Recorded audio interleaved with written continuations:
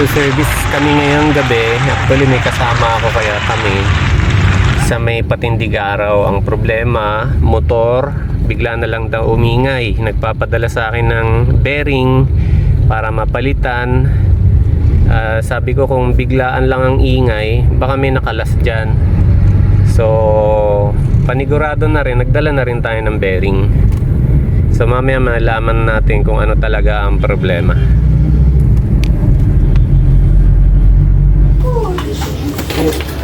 Parang makatulong din sa iba. Huwag ka dito, mamaya na yung flashlight pag ano. Alalay ko, mga nauuna pa sa akin. Nagaling ko lang po yung nakapal. Fujin pala yung motor niya. Ito yung motor ni Ma'am, Fujin. Magandang klase naman to. Tapos meron din siyang rotation switch. So i-start po natin para malaman natin yung sinasabi na ingay.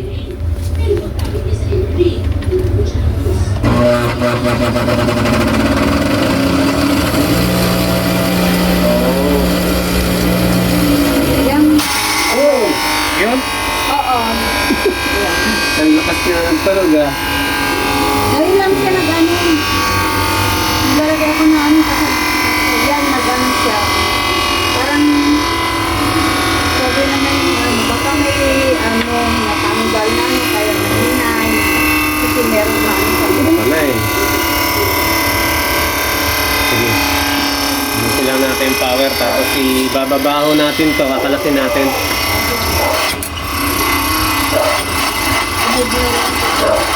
Pero yung naunang tunog okay lang mo sa inyo yun? Ay, hindi parang may nag-ano sa ano. Parang may natanggal or gano'n. Sige. Ang gagawin po natin, naalisin natin yung ingay na yan and then patatakbuhin natin tapos paririnig ko sa inyo kung okay na yung tunog. Kasi yung unang tunog niya, parang tunog ng bearing lang yun. Ay, bearing. Tapos nung bigla akong napasigaw, yung biglang may malakas na ingay, yun yung ang aalisin natin kasi malamang may nakalas dyan.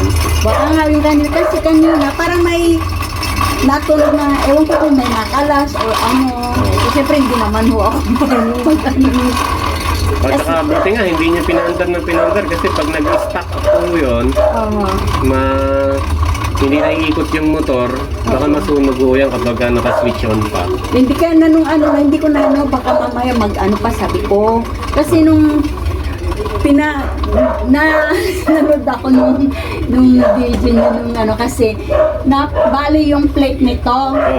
Kaya ngayon, ang plate ko, meron ako malaki pang makapal. Ngayon, sinalpak ko siya, nagba-backstitch to. Nanood ako sa sabi doon sa loob, pwede mo siyang doon. Parang nasobrahan, kaya pinagawa. Okay, sige yung video mo, paano? Sige, check ko natin yan, yung tungkol yan sa sa throat plate. Paano yan? Sabi ko, sira yung side plate ko. Oo. Kasi dun sa pinaayos ko. Kailangan ko po itong ilabas. Para madukot ko yung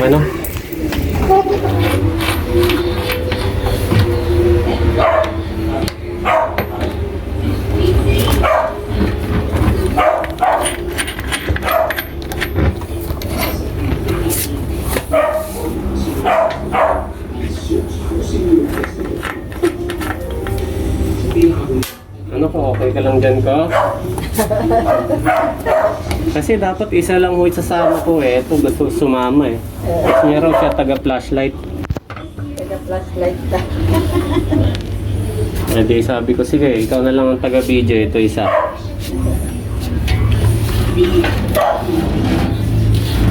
Ayun, so kailangan natin kalasin tong tatlong tornilyo para mahiwalay natin tong clutch niya.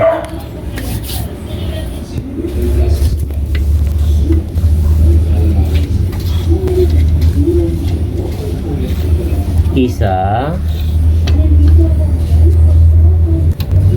Iya. May hinahanap ang puwersa ko Kulang na sa dumbbell. Hindi na kasi palagi nagdadanggay. Class Royal pa more.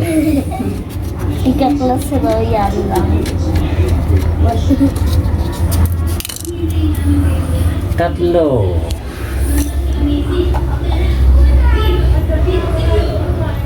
Ayun. So, kumalas yung lining.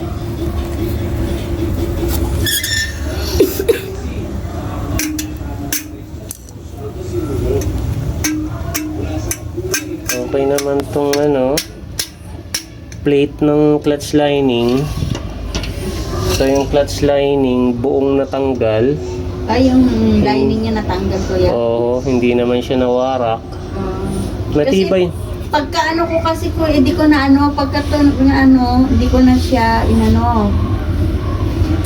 Kaya sabi nung baka may natanggal lang dyan na parts niya. Sabi nila, yan nga siguro no.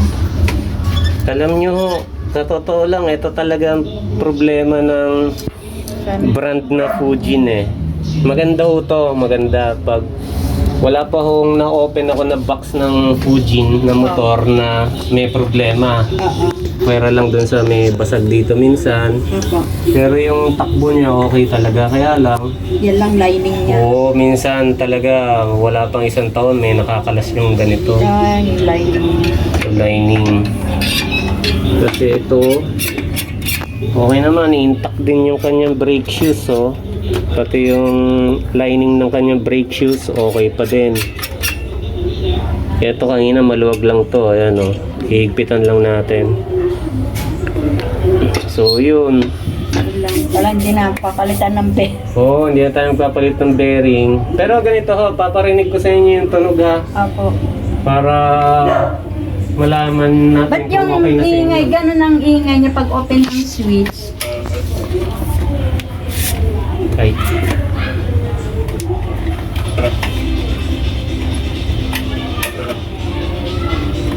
Ano yan?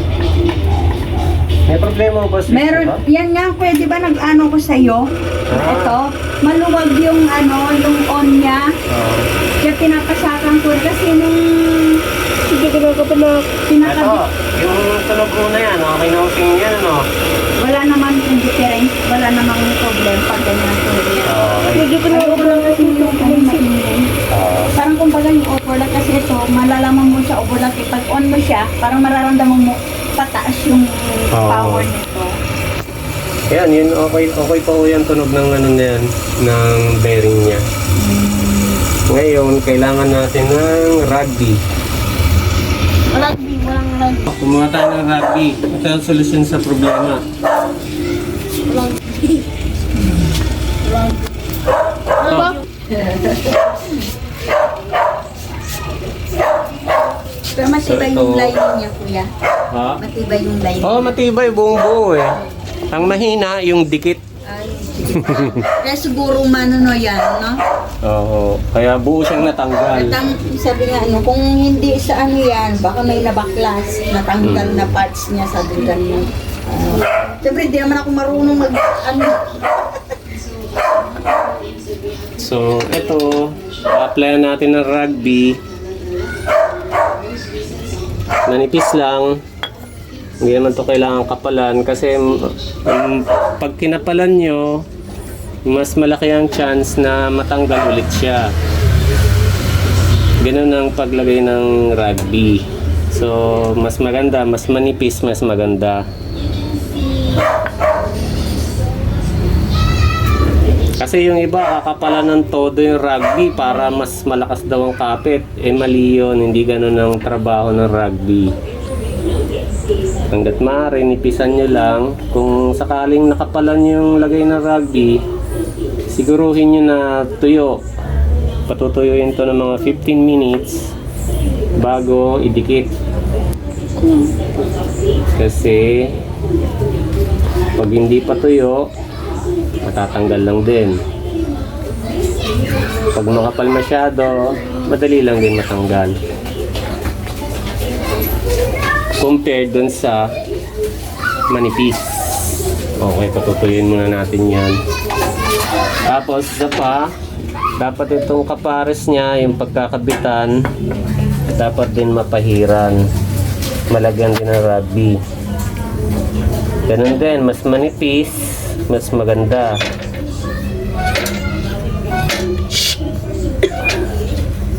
Oo nga, ang ganda ng pagkakagawa, no?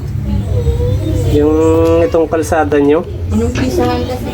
Habang hinihintay natin matuyo ito, at saka itong kapares niya, patuyuin muna natin. Ilagay natin dito. Ayusin natin yung problema ng throat plate. Nag-ano siya na, ayun, napalag. Pag malalaki. Ang hakbang. Medyo hindi naman. Kasi kung minsan na ano siya, pag nag-join ako ng readings, parang nabara siya. Nagbabara yung tela. Ang tigas nito ah. Kailangan itaas pa yung Ang tigas. Mabigat yung ano nyo. Ito napansin ko kaagad. Sir, ito na ako. Ito napansin ko mabigat masyado. Nabigatan ako ganyan eh. Oh. Baka mabali na kaya ito. inaano ko ganyan para maano mo ganyan. Oo, inaalalayan niya rito. Oo, hindi ko pinapersang ganyan. Oo nga Kasi, eh. Sige, alalayan natin ngayon. Baka mabali. Kasi ito, dito na ako sir oh.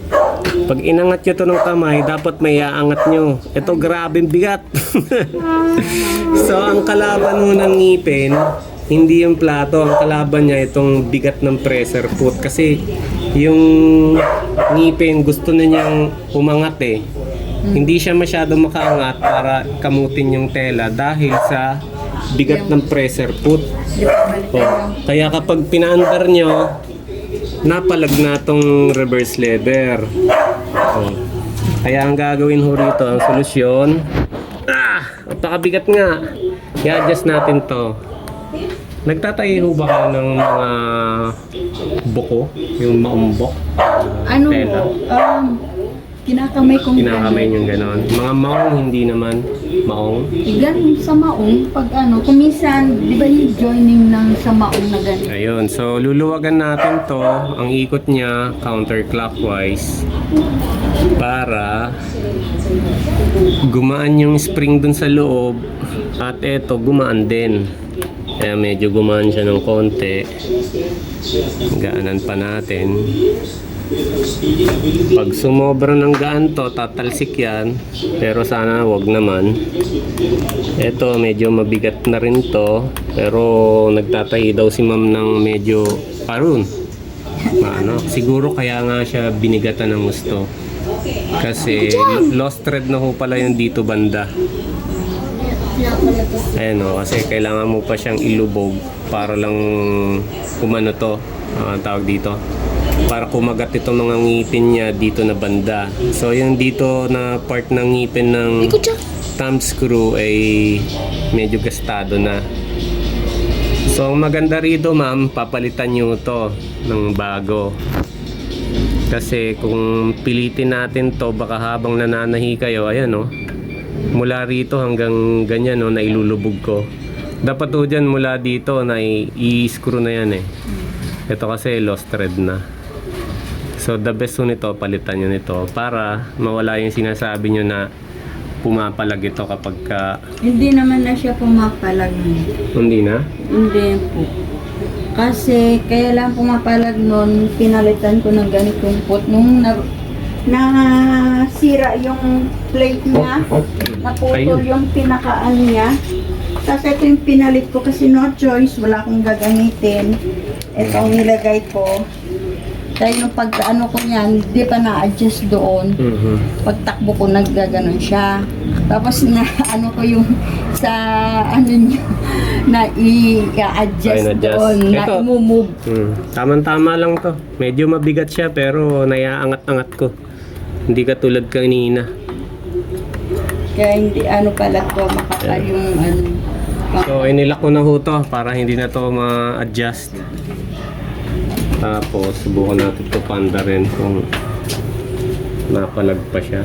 Pero tanggalin muna natin yung plato para malinisan yung ipin.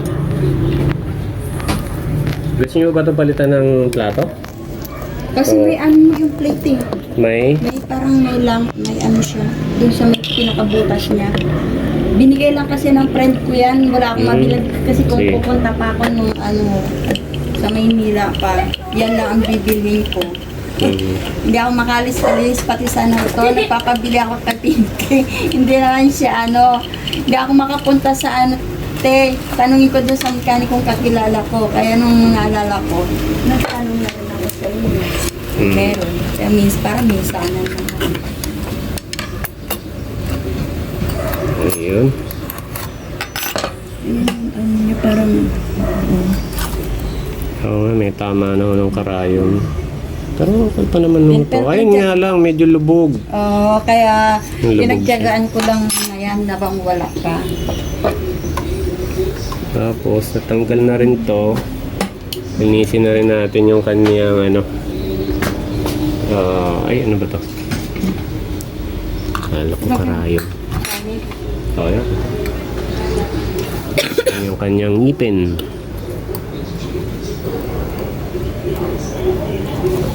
Okay. Nalinis naman. Mahigpit. Okay. Mahigpit din naman. Kung papalitan natin tong plato. Pa naman tayo. Sabi nung kanila, mag-ano ka ng ano, 822, sabi niyang gano'n. Mhm. Kasi ito pinahiram lang sa yung kaibigan ko. Wala akong magamit. Ayun. Okay din naman to. Sakto lang din. Yun ang inayos. Palitan na rin ho natin tong isang tornilyong pulpul na. Oo, nung ano pa yan, binigay niya na dyan. Tapos lang dito niya ano. Tapos ito, Ikabit na rin ho natin to switch. ako Dito, yan. papalitan natin. Para ano. Ito, ang problema switch. Naalog at saka Tingnan nga ko kung ano yan, baka may naano lang doon. Kasi nung pinakabit ko tong ano, parang nagkamal, parang may nabali ng parts dyan. Hindi ako marunong. Mini kong okay. Maluwag ang tornilyo eh. Kaya nga baka yun nga lang siguro.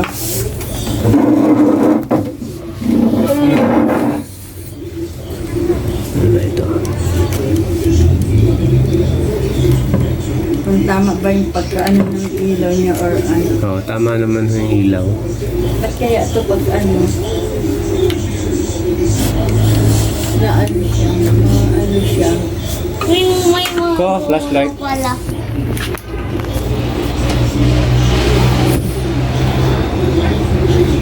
Wala namang dumi. Walang goma dito. Mahigpit naman. Baka dito lang ho sa ano. Ako dyan, tingnan ko ano.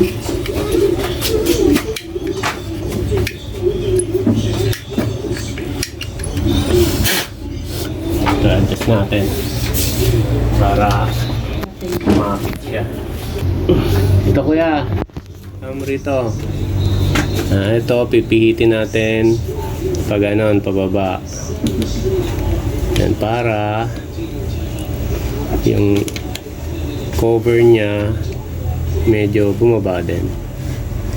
Para pag bumaba na yung cover, ito, pag hinalpak natin, medyo didiinan niya ng gusto to. Pero pag hindi nakuha sa ganon, papalitan natin ng switch.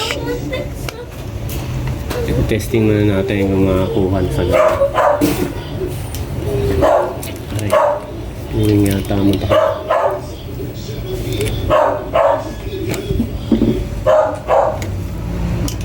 Try. Yun nga mata ko.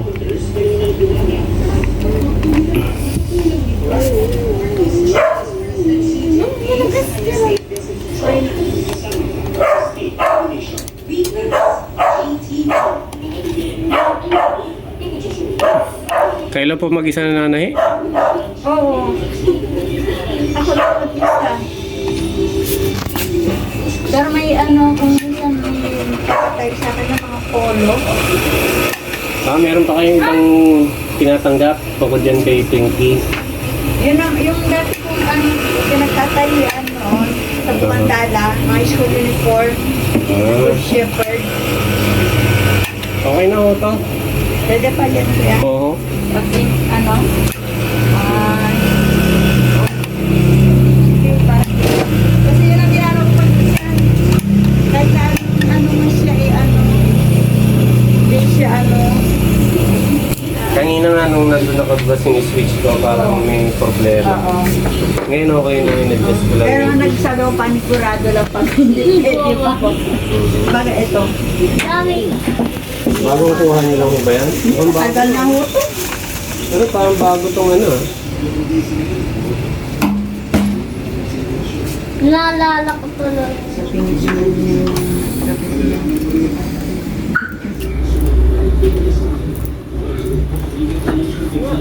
Pala yun.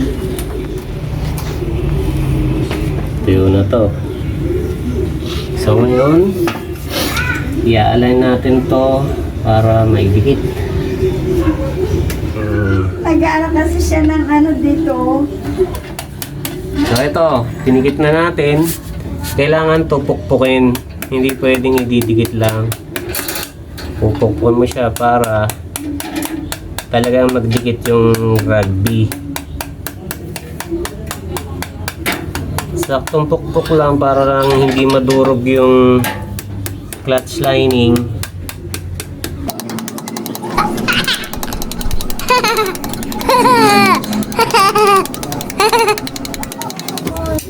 Ayan, nabit na natin para masubukan natin.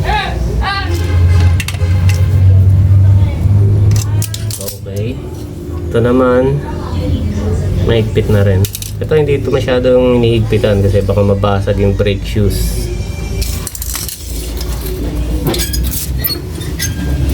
Tapos, bago natin ikabit, testing muna natin yung motor. Switch on ko lang.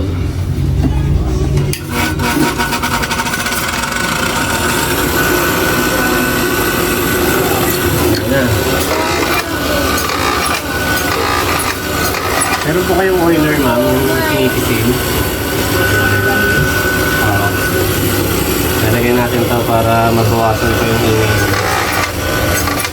Ayun. Dito po, pagka may tunog siya na ganyan, ayan, parang garalgan. Pwede nyo lang isan dito, itong butas na to. Ayan. At maaari, kung merong malapot na oil, mas maganda. Ayan, para smooth yung ano niya. Kasi ito minsan kumakalog din ito eh. Ito housing ng bearing. Yan yung naglalaro dito. Minsan lumuluwag na yan, kumakalog siya rito. Kaya talagyan nyo ng oil para pag kumalog man siya, hindi maingay. Ganda ko eh. Sabi ko kung sa ano pa, wala akong matawag na ano.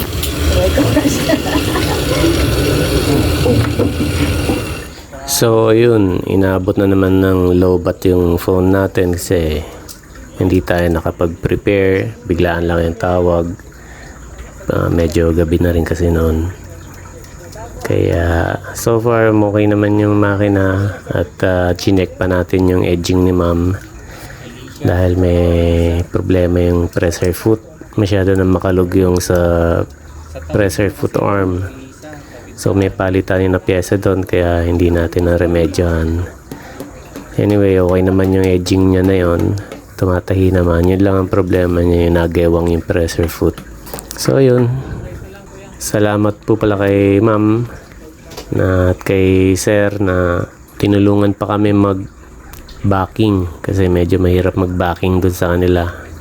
Nakibacking kami ron sa kapitbahay nila. Okay sir, mabuhay. Salamat po sa inyo. Sa next video na lang po ulit. Salamat.